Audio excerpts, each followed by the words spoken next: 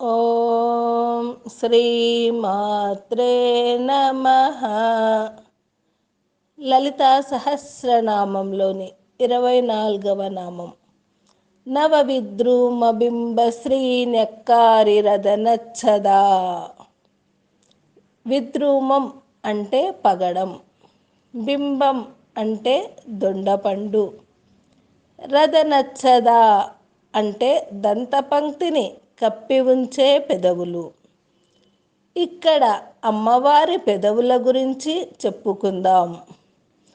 కొత్తగా సానపెట్టిన పగడం దగదగాలాడుతూ మిలమిలా మెరుస్తూ ఉంటుంది.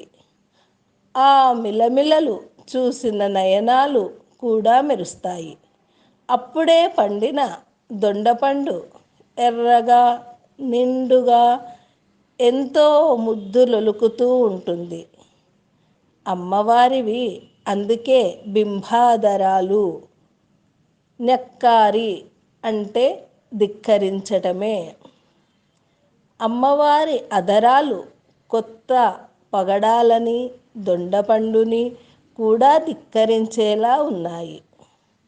మిలమిలలాడే నవ విద్రూమాన్ని మిసమిసలాడే దొండపండుని కూడా ధిక్కరించేంత అందమైన ఎర్రని మెరిసే పెదవులతో మనలను ఆశీర్వదిస్తున్న ఆ నవ విద్రూమబింబశ్రీ న్యక్కారిరదనచ్చదకు వందనం.